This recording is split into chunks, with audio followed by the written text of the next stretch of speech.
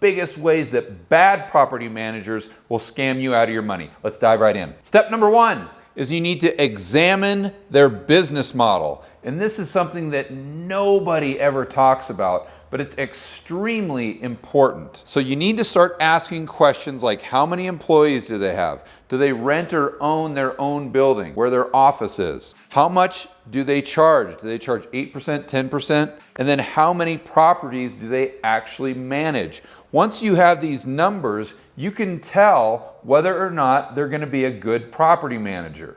And here's how. We've got two property management companies to choose from. Property Management Company A and Property Management Company B. Property Management Company A has 10 employees.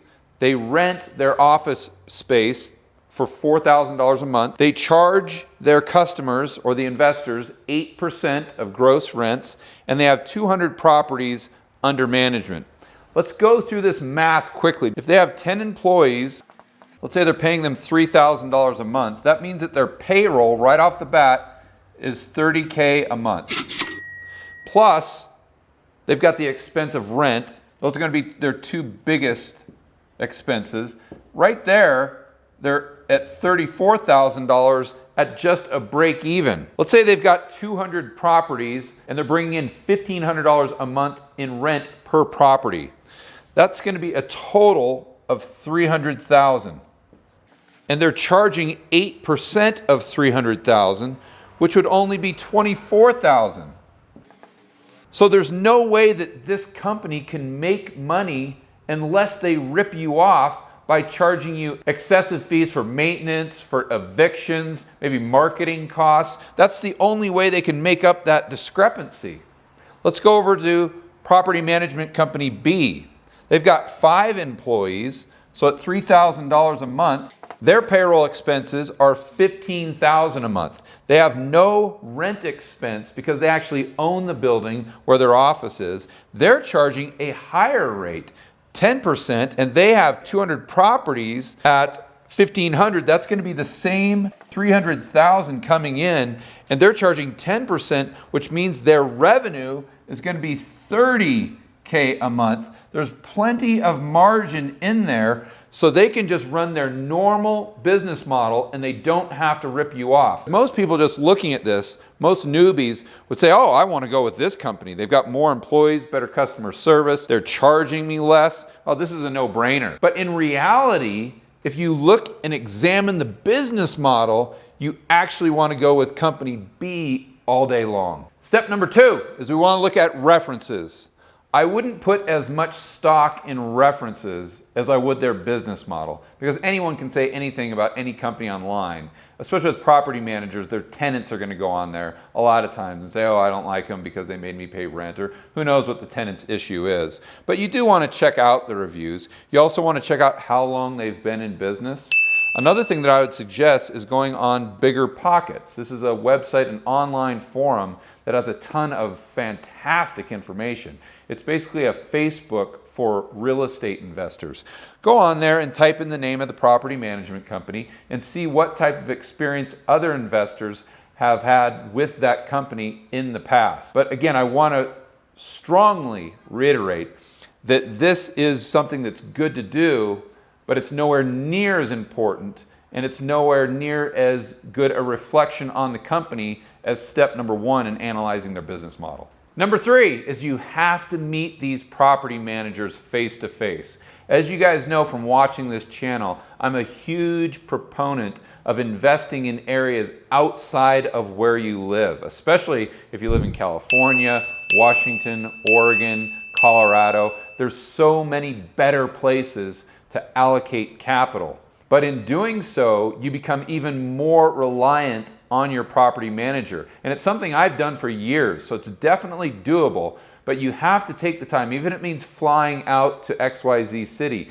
Go out there, meet these people face to face. The first thing that you have to do, and I actually put it here number 3, it should have been number 1, is you've got to be honest with yourself. What does that mean? Well, you got to look yourself in the mirror and ask yourself, am I good at reading people or am I not so good? And if you're good at reading people, then move forward to the next step. If you're not, then grab a friend, grab a family member that is good at reading people, and make sure you take them with you. But then you go and you have to ask yourself after your meeting, do they seem professional? It's pretty commonsensical. But you go in there and the receptionist is chewing gum, or she's talking on her cell phone, and you're supposed to meet them at 10 a.m. and they don't show up till 10:15, and you go back into some office with tacky furniture. That's not a good sign. That's a red flag, and that's something that you should probably avoid. Next, you should just get an overall vibe. Once you meet 3 or 4 property managers, how do they seem? What type of feeling are you get? What's your intuition tell you? Is that someone that not only seems professional, but they seem trustworthy? Do they seem like there's someone that's extremely organized that could not only manage employees, but even more importantly, manage 200 properties with all of those tenants? Do they seem like they have systems in place for their maintenance? Do they have systems in place for their marketing properties when they go vacant? These things all go together into your analysis process. But at the end of the day, you got to just ask yourself, do you get a good vibe from that company? And here is that moment you have all been waiting for, the bonus. I'm going to share with you the biggest ways that property management companies rip you off. And number 1 is they upcharge you maintenance. So what this is they'll say, oh my gosh, your hot water heater went out. And you'll say, oh my goodness, well, how much does it cost to fix? And they'll say, well, we can fix it right away. We'll get our guy down there, and it's only going to cost you $3,000. The problem with this is I know damn well that a hot water heater, if you drive down to Home Depot, will be about $1,000. And you can pay someone $500 at the most to go ahead and install that. And they know that, that's what they're paying. So they're out of pocket $1,500, but they're charging you $3,000, so they're just pocketing the additional $1,500. That is totally unethical. They should not be making that much money. There might be a slight upcharge just for their time, but this is the way that a lot of property management companies screw you without you even knowing it. The next way they rip you off is they charge you extremely high fees to evict a tenant and then market a property. When I first got into real estate investing, I had a company do this to me all the time, and I actually did the math, and I saw that they charged so much for an eviction and marketing a new property. They were incentivized to turn over as many tenants as they possibly could because they made a lot more money on that than they did charging me the 10% of the gross monthly rents. Next is they charge you for vacant properties. And this is something that's really a pet peeve of mine. And a lot of property management companies do this. So if you have a tenant in the property and they collect that $1,500 a month in rent, of course they'll charge you 8 or 10% of that. But if the tenant moves and there's no one in that property for those 2 months, they'll still charge you a minimum fee. This is complete nonsense, and any company that does this, just avoid them like the plague.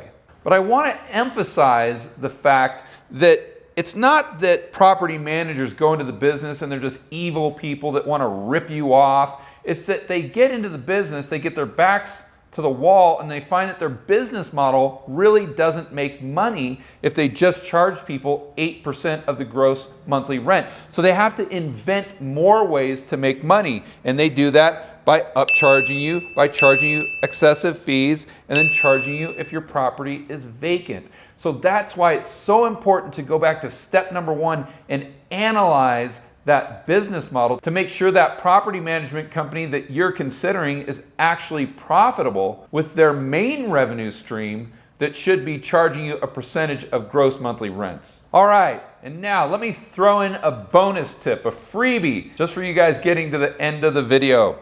Try to buy a turnkey property. If you're new at this and you don't really know what you're doing, if you don't have years experience remodeling homes and buying foreclosures, just go to a good provider and buy something turnkey. Why? Because the majority of your costs are going to come in maintenance. That's how people get hurt in this business, especially the newbies. So if you can buy a turnkey property that already has a new roof, the foundation's great, has great new HVAC, you're going to eliminate a lot of those costs for the first 4 or 5 years while you're able to collect that positive cash flow and not be hurt by some big expense. And let me take it a step further and actually give you a referral for a turnkey provider that I'm familiar with. I have no affiliation with him whatsoever, but I've just listened to his podcast since 2012. He's really a pro, really knows his stuff. His name is Jason Hartman.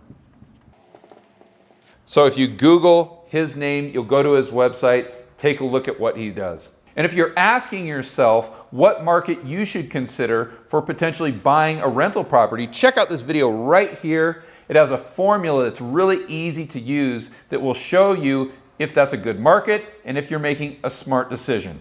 And I will see you on the next video.